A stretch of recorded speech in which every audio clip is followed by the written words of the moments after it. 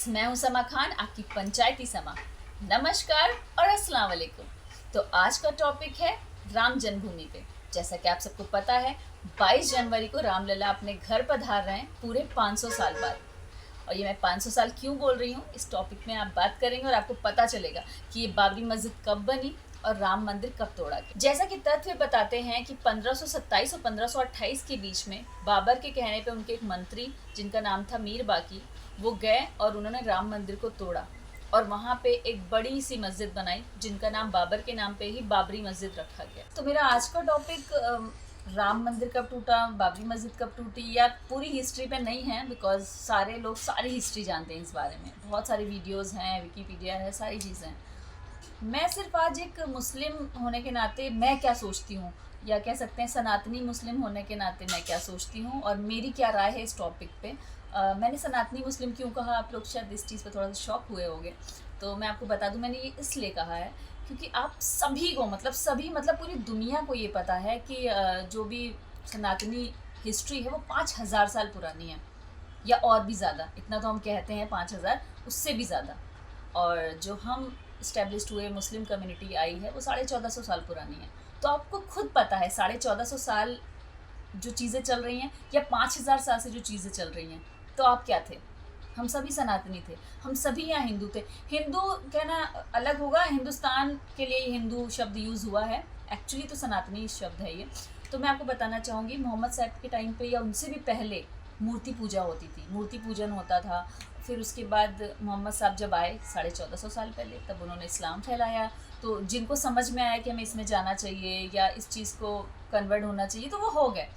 और बाकी जो बचे हुए सनातनी थे, जो कि अब 80 करोड़ हैं हिंदुस्तान में, और 20 करोड़ या उससे कम थोड़े, या 18 करोड़ मुस्लिम हैं।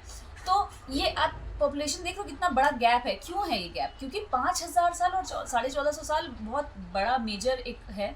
तो आप समझिए 5000 साल पहले अगर मूर्ति पूजन हो रहा था, मतलब राम जी उस टाइम के हैं, उनका घर कहाँ था? अयोध्या में।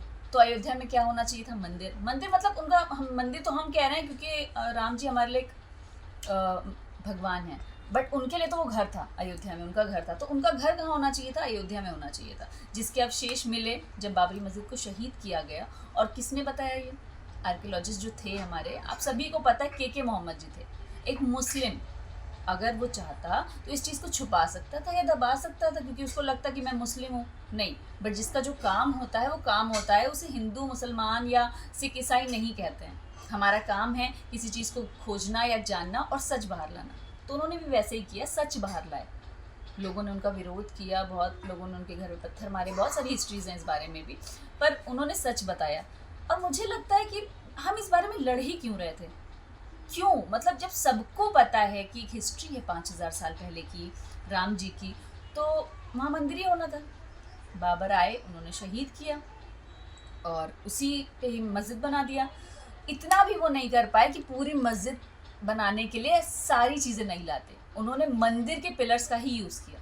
जब ताला खुला और अंदर लोग गए, तो वहाँ के जो पिलर्स थे, उनकी डिज़ाइंस, उनकी लिखावट सब मंदिर की थी। अब आप बताइए, वहीं उनकी गलती पकड़ ली गई कि यहाँ पे एक मंदिर था, नीचे जो खुदाई हुई या चीज़ें देखी गई, सारे अवशेष जो मिले सारे मंदिर के थे।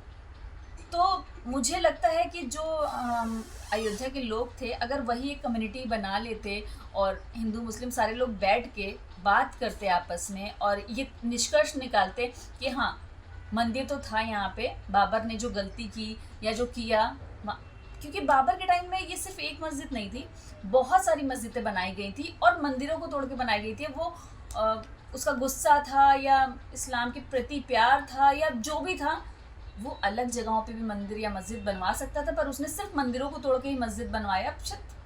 चीज़ें क्रूल की उसने, ये चीज़ें हमें एक्सेप्ट करनी चाहिए थी। ये चीज़ें कि हाँ, मंदिर टूटा है, मस्जिद बनी है, तो ठीक है, अभी वापस उनको जगह चाहिए तो हम दे सकते थे, बहुत आराम से दे सकते थे। तो ये अगर बैठ के बात होती और आराम से दे दिया जाता, तो मुझे नहीं लगता है कि अयोध्या में जो कांड हुआ, उसके बाद उसी के रिफ्लेक्शन में गोधरा से जो एक ट्रेन आई थी उसमें आग लगाई गई। उसके रिफ्लेक्शन में गोधरा का जो बदला लेने के लिए गुजरात के मुस्लिमों के साथ हुआ। आपको लगता है सब सही है? मेरे हिसाब से तो बिल्कुल सही नहीं है। अगर ये point supreme court, high court, ये सारी चीज़ों से पहले एक बात हो जाती मेरे हिसाब से, और वो जगह उन्हें दे दी जाती और उसी के पास में दूसरी जगह पे मस्जिद को इस्टेब्लिश कर दिया जाता, तो मेरे हिसाब से ये जो हज़ारों लोगों ने, हिंदू भी और मुस्लिम भी, जान गंवाई है वो नहीं गंवाती। आप सबको पता है कितने मंदिर तोड़े गए थे और कितनी मस्जिदें बनाई गई? 30,000। जी हाँ, 30,000 मस्जिदें बनाई गई हैं मंदिरों को तोड़ के। तो आपको नहीं लगता ये किसी भी संस्कृति को बलपूर्वक खंडित करने का या तबाह बर्बाद करने का बहुत गलत तरीका है? जैसे 6 दिसंबर को 92 में बाबरी को तोड़ा गया था, शहीद किया गया था, हमें कितना गुस्सा आया था ना गुस्सा। तो आप सोचिए 30,000 मंदिरों को तोड़ना, तो क्या हिंदुओं को गुस्सा नहीं आएगा? क्या लगता है आपको? पर फिर भी उन सब ने हाई कोर्ट का दरवाज़ा खटखटाया, ना कि गुजरात कांड किया। आप सोचिए, वो 80 करोड़ हैं, हम 20 करोड़ हैं। अगर वो चाहते और गुजरात बनाते तो क्या हाल होता हमारे हिंदुस्तान का? मुझे लगता है काफ़ी करोड़ मुस्लिम्स और हिंदू की डेथ हो जाती। पर ऐसा उन्होंने नहीं किया। वो बहुत अच्छा एक प्रदर्शन दिया उनका कि उन्होंने बहुत पीसफुली दरवाज़ा खटखटाया, वहाँ से एक फ़ैसला आया और फैसला आने के बाद राम मंदिर का निर्माण शुरू हुआ।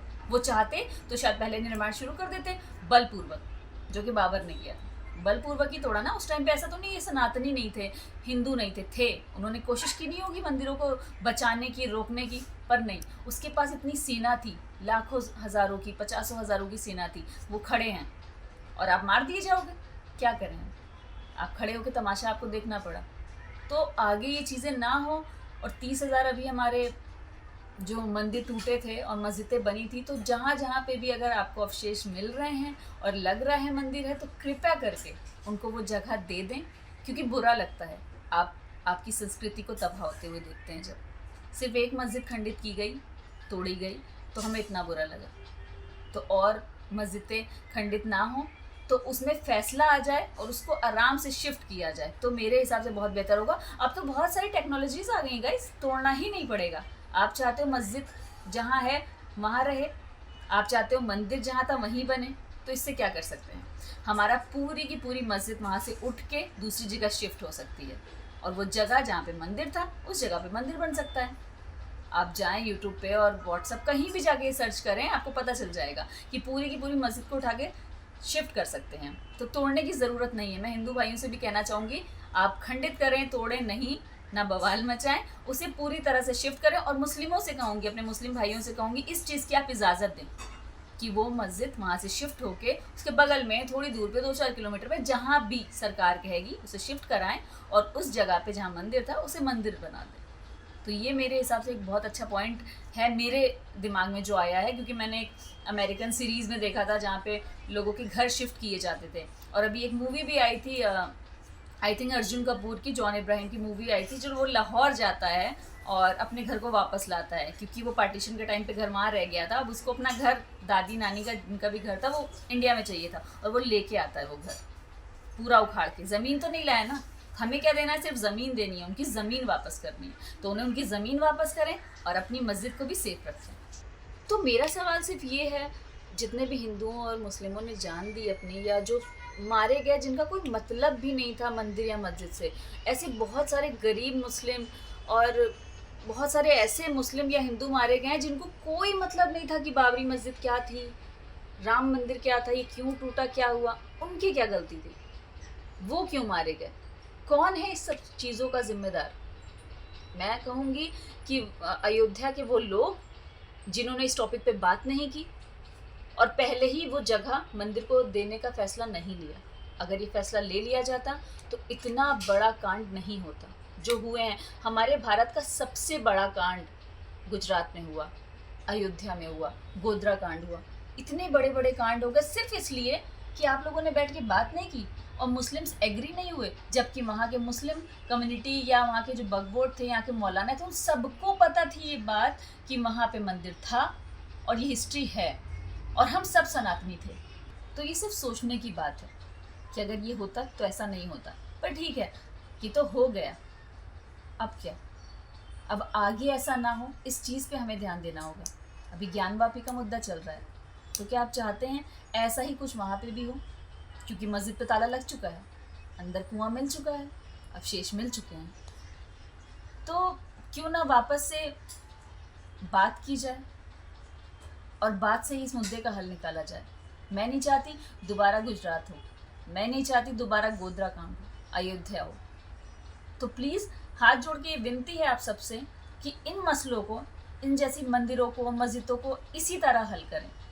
किसी का खून ना बहाएं, किसी को मारें नहीं, क्योंकि इस्लाम हो या ही सनातनी धर्म हो, दोनों ही पीस चाहते हैं। मुझे नहीं लगता कि किसी भी धर्म में सिखाया जाता है कि मार काट से आप अपना धर्म आगे बढ़ाएं, किसी भी धर्म में, चाहे वो मुस्लिम हो चाहे हिंदू हो। तो मैं आपसे यही विनती करती हूँ कि आगे इन सारे केसेस में मेरी सोच ये है, आपकी सोच मुझे नहीं पता क्या है, आप कमेंट करके बताइएगा मुझे कि आपकी सोच क्या है। मेरी सोच तो यही है कि बैठ के मसले का हल निकाला जाए, और हम सबको पता है कि ये 5000 साल पुरानी हिस्ट्री है और हम क्या थे, आप सबको पता है।